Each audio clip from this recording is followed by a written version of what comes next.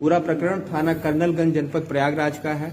इसमें 24 जनवरी को एक तहरीर के आधार पे मुकदमा पंजीकृत किया गया था, जिसमें वादी ने एक अमन सिंह राजपूत नामक लड़के पर आशंका जाहिर करते हुए कहा था कि उसने मेरी बेटी का अपहरण किया है और हत्या की है।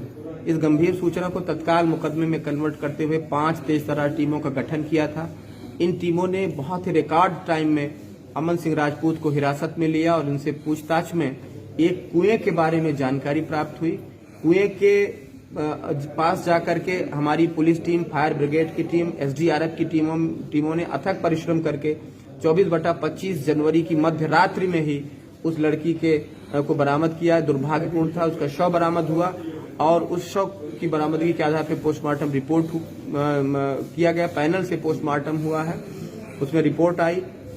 इस अमन सिंह राजपूत के डिटेल्स के बारे में जानकारी की गई और उससे पूछताछ की गई, तो इसने पूरी घटना को फिर एक के बाद एक परतें इसकी खुली, सीडीआर एनालिसिस हुई। इसने बताया कि ये लड़का 10 महीने से इस लड़की से कांटेक्ट में था, व्हाट्सएप चैट और कॉलिंग के थ्रू इससे टच में था, लेकिन पिछले 2-3 महीने से ये शंका करता था कि लड़की किसी अन्य लड़कों से बात करती है। इस बेबुनियाद शंका पे नफरत करने लगा था, उसको बात में गालियां देता था।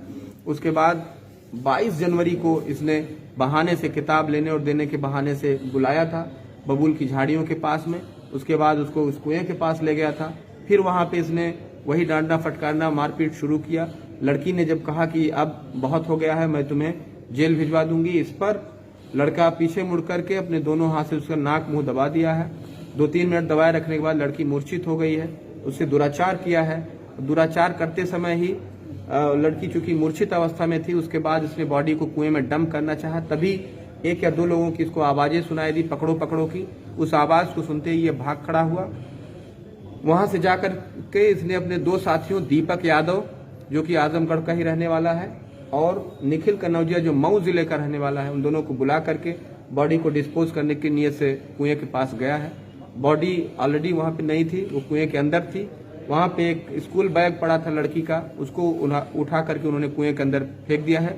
इस तरह से साक्ष्यों को छुपाया है, किसी को और पुलिस को सूचना नहीं दी है।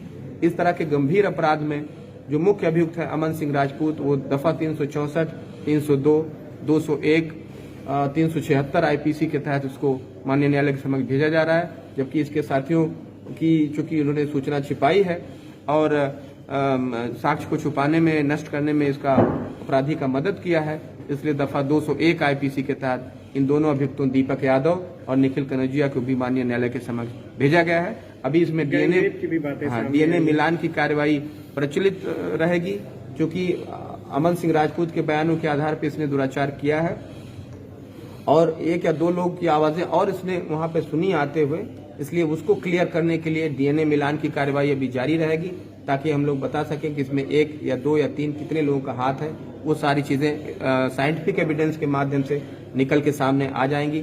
सभी वेजाइनल स्लाइड और वेजाइनल स्वाब का परीक्षण हो चुका है, उसमें कोई भी मानव वीर या सीमेन नहीं आया है, ये बताना जरूरी है, क्योंकि फॉरेंसिक साइंस लेबोरेटरी भेजा गया था वेजाइनल स्लाइड और वेजाइनल स्वाब, उसकी रिपोर्ट आ चुकी है और उसमें कोई सीमेन नहीं आया है। इसलिए जो लड़की के कपड़े बरामद हुए हैं और साथ ही साथ ये जो अभियुक्त आज पकड़े गए हैं, गिरफ्तार हुए हैं, उनके कपड़ों को एफएसएल भेजा जा रहा है, ताकि वहां से यदि कोई डीएनए मिल सके और आगे की चीजें पुष्ट हो सके, उसके लिए बहुत अविलंब इसके कार्रवाई की जा रही है। साथ ही साथ कुछ टीमें और बुलाई जा रही हैं, ताकि कुएं का और गहराई से सर्च किया जा सके, क्योंकि कुआं 80 फीट गहरा है और बहुत मशक्कत से टीमों ने उसमें से बॉडी बरामद की थी। बहुत पतला कुआं है, इसलिए जान जोखिम में डाल के भी पुलिस टीमों ने उसको बरामद किया, लेकिन अभी और उसकी सर्चिंग की आवश्यकता है। प्रोफेशनल टीमें बुलाई जा रही हैं ताकि कुएं का बहुत गहराई से पड़ताल कराया जा सके और कुछ सबूत हासिल किए जा सके। अब पुलिस का लक्ष्य यही है कि वैज्ञानिक साक्ष्य हासिल करके, इसको कलेक्ट करके और सजा दिलाने के काम इनको करना है। ये बहुत ही जघन्य और गंभीर अपराध है। पुलिस ने प्रथम स्टेज में सफलता हासिल की है। इन 3 कुख्यात अभियुक्तों को जेल भेजने का काम किया जा रहा है। अब वैज्ञानिक साक्ष्य संकलित करके इनको यथाशीघ्र सजा दिलवाने का काम भी पुलिस बहुत जल्द करेगी। क्या ब्लाइंड मर्डर है या फिर क्राइम ऑफ पैशन का मामला है, किस तरीके से?